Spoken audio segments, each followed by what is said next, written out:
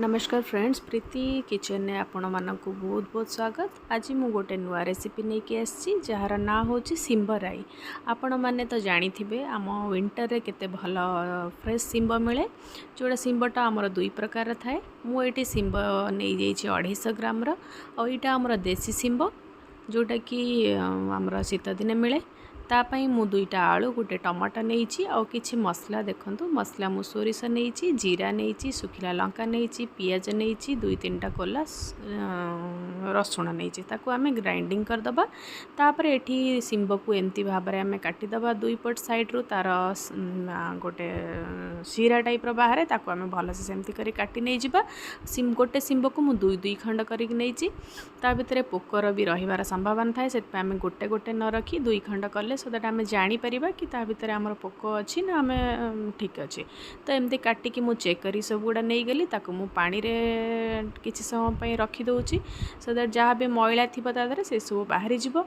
इयाडे मु आलू काटी नहीं जीवी। सिंब राई बनैबा पई हेले आमको टिके लंबा लंबा सिंब जमिति कटाई से भाया भाव में आमको आलू काटिया पड़ो। तो आलू जेहेतु सिंब राई रे आलूर चोपा थिले भल देखा जाए ना, मुझे यार चोपा गुड़ा छड़े नहीं जाऊँगी। आलू को एमती देखंतु लंबा लंबा करी काटी नहीं जिबे। मु भी एमती भाव में काटी नौची। आलू मोर काटिदेला परे मु पानी रे ताकू रखीदेवी कला न पड़िबा पई। आमे आलू को पानी रे रखिले सेटा कला पड़िबो नाही। एठी मु गोटे टमाटो नौची मीडियम साइज रो, जोटा कि देसी टमाटो ए टाइम रे खट्टा खट्टा आसे। बेसी देबे नहीं, बेसी देले टे खट्टा आसीबो। जहाँ को खट्टा पसंद तांको आउ से ऐड कर परिबे। एठी देखंतु मसला को भल से प्लेन करी ग्राइंडिंग कर नै जाईची। आउ सोरिष मसला ग्राइंडिंग करला बेले टिके अधिक समय ग्राइंडिंग करिया पड़िबो, नले से टिके गोटा गोटा रुहे। तो भल से देखिकी ध्यान देकी करिवे। एठी मु मस्टर्ड ऑयल नै जाईची पैन रे।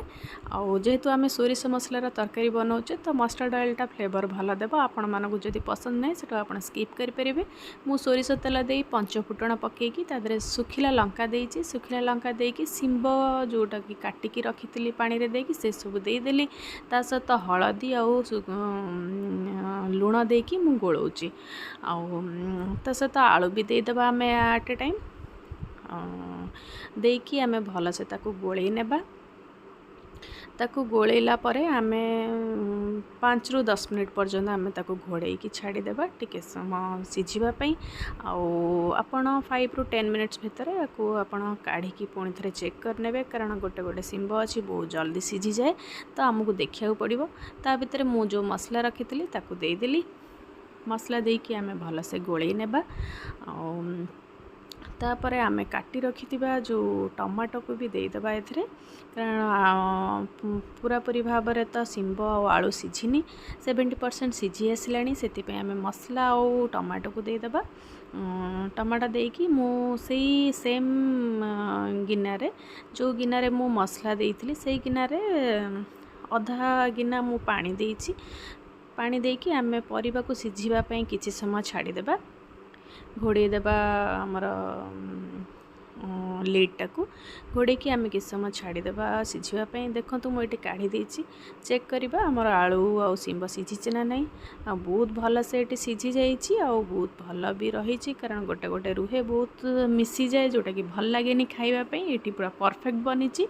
आपण माने एमती बनेबे आ मझिरे मझिरे चेक करुथिबे, नहले बेसी सिझी जिवो। तो मोर तो ये सिंबराई मु पानी पानी रखिनी, मु टिके सुखा सुखा करी रखुची।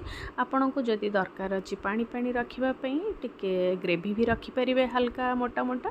एमती भाव में मु सुखिला सुखिला करी गली। आ देखंतु केते यमी देखा होची, केते परफेक्ट बनीची।